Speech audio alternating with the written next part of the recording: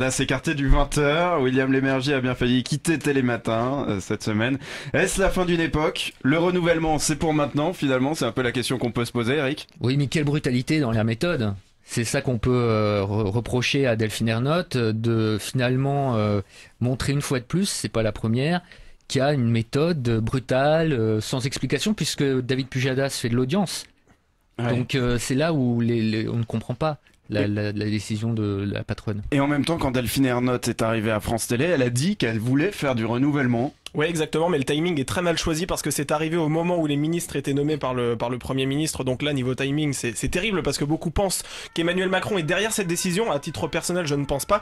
Et en plus aussi au niveau timing, mais c'est quelques jours après le dépassement du JT de France 2 sur le JT de TF1. Ça arrive rarement dans l'année, mais c'est arrivé cette fois-ci. Donc au moment où David Pujadas grappille des petites parts d'audience sur le JT de TF1, eh bien il se fait mettre dehors. Donc je trouve que c'est dommage. Et puis du coup, il y a eu des réactions des journalistes avec une assemblée générale. Alors, moi, je vais me faire l'avocate du diable.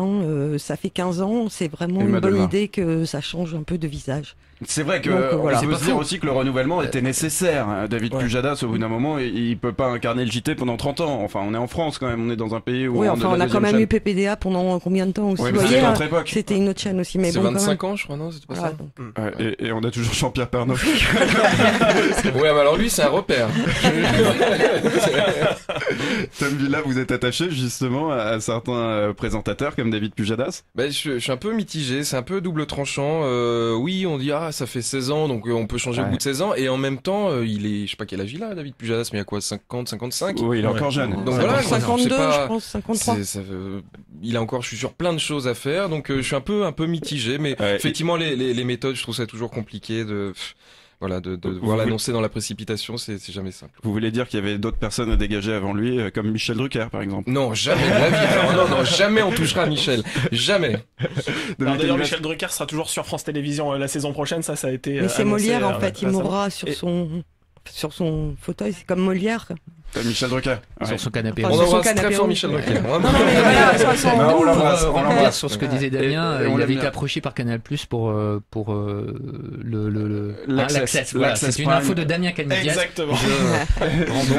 Non, et pour en revenir à David Pujadas, j'ai cru comprendre qu'il n'était pas forcément aimé de tous ces journalistes dans la rédaction. En tout cas, et j'ai lu des témoignages encore ce matin qui disaient que le JT de 20h était tenu par une caste et que certains étaient exclus sans raison de ce JT de 20h. Donc voilà, il faisait pas l'unanimité. Michel Field a tenu une AG récemment où justement il disait qu'en changeant le décor, en changeant l'incarnation, le JT de France 2 ne serait pas que 5 fois devant le JT de TF1, mais toute l'année.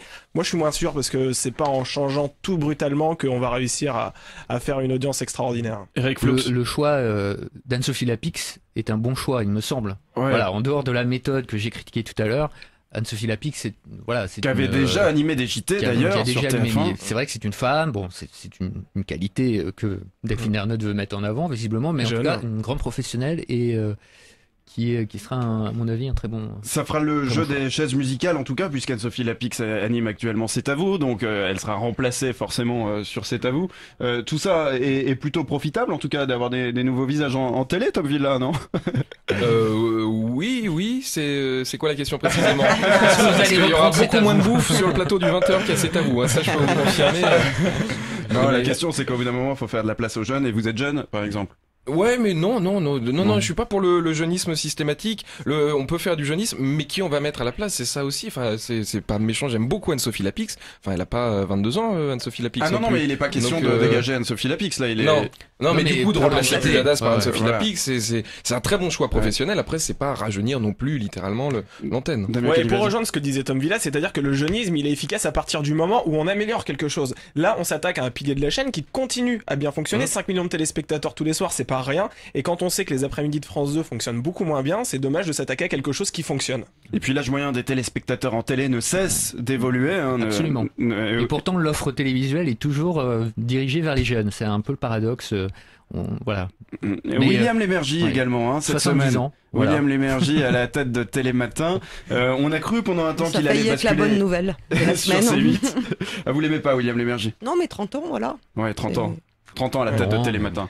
Oui, mais qui veut se lever aussi à cette heure-là aussi. Bah moi, monsieur. Oui, mais là aussi, depuis des années, William Lémergie il cartonne. C'est la première matinale de France, donc je vois pas pourquoi William Lémergie devrait partir sous prétexte qu'il faut faire la place aux jeunes sur France 2. À un moment donné, c'est bien aussi de garder des piliers comme William Lémergie. Je connais pas exactement les chiffres en termes de tranches, d'âge, etc. Mais je suis sûr que William Lémergie, regardez, et fait de très bons scores en ménagère en tout cas. Enfin, j'imagine. Non, mais d'accord, mais ce qu'on peut se dire aussi, c'est que potentiellement, si on change, ce sera encore mieux. Il y aura des scores encore plus élevés. C'est pas impossible. C'est ce qu'on peut se dire, on peut rajeunir le public par exemple, mais moi je suis pas sûr qu'en changeant les habitudes de personnes qui n'aiment pas trop qu'on change leurs habitudes, si vous voyez ce que je veux dire, je suis pas sûr que ça fonctionne et qu'on arrive à attirer un public plus jeune. Moi je pense que le public plus jeune par exemple, il va peut-être aller sur BFM TV, regarder Pascal Delatour-Dupin et Christophe Delay, mais qu'un public plus âgé va aller sur Télématin et ça fonctionne, enfin voilà, à un moment donné. Par exemple, on est où les scores de questions pour un champion avec Samuel Etienne, là ça fait longtemps qu'on n'a pas comparé. Ça marche plutôt bien, ouais, il a réussi à redresser la barre, en tout cas c'est assez stable et puis il arrive à peu près au niveau où Julien Lepers était d'accord. Tom Villa, mardi soir, vous êtes sur France 2 avec Tout le monde joue avec le code de la route. Ouais, j'ai pas le permis, ça va être très drôle. Ouais, je te jure que c'est vrai. Non.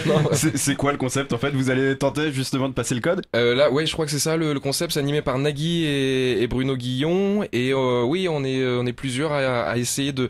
Pour la plupart repasser le code, moi ça va être passer le code et je vais passer le permis cet été et il serait temps et donc ouais non ça va être très marrant, je pense qu'on va bien s'amuser. Ouais, ok, autour du code de la route en tout cas. Alma, vous Requiem, on peut en dire un petit mot, on peut même peut-être vous entendre pour terminer un peu ce brunch média. Sûr. Message de Madénian et VDB à 20h50 sur W9. Lundi dernier, Thomas VDB se croyait enfin débarrassé de la politique après la passation de pouvoir, mais Mathieu Madénian est là pour lui rappeler la réalité. Écoutez, encore des élections dans quelques jours, on n'en est pas encore débarrassé. Ça fait combien en termes d'audience? Alors la pastille donc de VDB et Madénian sur W9 et non sur France Télévisions a donc rassemblé 722 000 téléspectateurs, ce qui est 2,9% de part d'audience. Ça perd pas mal de téléspectateurs depuis le début. En fait, ça avait commencé à 900 000, donc ça chute un peu toutes les semaines. Ça chute un peu, mais c'est quand même pas mal pour W9. Oui, c'est pas mal pour W9, d'autant qu'ils ont réalisé un record d'audience le 13 avril dernier lorsqu'il y a eu le match de l'Europa League. Donc on voit que le Prime est très important aussi c'est un moteur d'audience forcément pour cette pastille. Et je pense que du coup, la déprogrammation de France 2 a été une très bonne opération de communication pour ces deux humoristes, puisque finalement, c'est à ce moment-là qu'on en a parlé. C'est vrai que ça leur a fait un gros coup de com finalement. Tom Villa. Oui, non, mais surtout pour Mathieu et VDB, l'horaire est jamais le même. Là, c'était 21h37, je crois, à laquelle ils sont passés. Non, mais je rigole, mais je sais pas, c'est 21h02, un coup 21h07. Donc en fait, ils sont vraiment dépendants du prime d'après. Quoi. Surtout sur une pastille de 3 minutes. Vous les connaissez bien d'ailleurs, hein, oui, Madénian et VDB. C'est des vrais copains. Ouais, ils sont très gentils. Je les aime beaucoup. Je les embrasse s'ils nous écoutent. Et avec ça, on est heureux. Eric Flux. Non, je pense que ça doit très bien marcher. Alors, j'ai pas les chiffres, mais sur Internet, en replay ou voilà, parce que c'est un public jeune qui doit regarder. Et W9, au moins, c'est pas que les ch'tis, c'est pas que, voilà, c'est au niveau de l'image pour cette chaîne, c'est très bien de les avoir. Non, mais Madénian et de Perpignan, ça n'aide pas non plus à l'image des gens du Sud. TPMP, Radio Baba, c'était jeudi soir sur C8. Écoutez, Radio Baba, ça fait TPMP, ça fait toujours autant d'audience, Emma? Oui, 1 million de téléspectateurs pour cette version TPMP en libre antenne, ça représente 4,6% de part d'audience, c'est bien. Et il y avait une grosse concurrence ce soir-là, puisque sur TMC, il y a un film qui a fait beaucoup d'audience, Damien Canives. Ouais, exactement, qui a cartonné, qui est arrivé deuxième dans le classement des audiences. Après, je trouve que ce prime était vraiment réussi, dans la mesure où, on le sait, les primes avec Cyril Hanouna sont faits au dernier moment, souvent 2 jours avant, et c'est là sa force en fait, et on se rend compte, notamment dans ce prime, qu'il y a une large place à l'improvisation, et c'est ce qui plaît aux téléspectateurs, c'est-à-dire que tout peut se passer et c'est vraiment ce qui est arrivé hier, quoi. Et évidemment, vous dites ça en toute objectivité puisque vous êtes bien sûr, exactement, parce qu'il bosse chez Quotidien. Voilà, tout à fait. Puisqu'il est chroniqueur de Cyril Hanouna, on le rappelle. TPMP, vous aimez bien justement, Tom Villa? Oui, je regarde de temps en temps. J'ai pas beaucoup le temps, mais en tout cas, oui, j'essaie de regarder régulièrement. Et j'ai eu la chance de faire l'émission vendredi dernier, et c'était très très amusant à faire dedans. Et c'est vraiment. Vous pourriez intégrer l'équipe parce que justement vendredi dernier, vous aviez un buzzer. Enfin, il y avait un vrai travail de chroniqueur presque, enfin de sniper. Alors oui, mais j'avais demandé à Cyril s'il acceptait qu'exceptionnellement un peu je prépare l'émission, et je lui avais proposé l'idée que je fasse comme ce que je fais chez Thierry Ardisson, donc que je prépare des vannes sur tous les chroniqueurs, et on a eu l'idée de mettre un petit buzzer buzzer en place parce que c'est jamais évident de prendre la parole dans cette émission. Il y a des 15 personnes autour de la table et ce buzzer permettait, grâce à la lumière et au son, de prendre la parole. Et donc ça c'était super chouette et je le remercie encore de m'avoir laissé faire ce petit truc là et du coup ça donnait quelque chose de chouette. Et puis vous officiez sur la même chaîne. Mais oui, on est sur C8. Donc après faire partie de TPMP, je pense pas parce que déjà chez Thierry Ardisson ça demande pas mal de travail. Donc voilà. Vous aimez bien cette ambiance de Cyril Hanouna?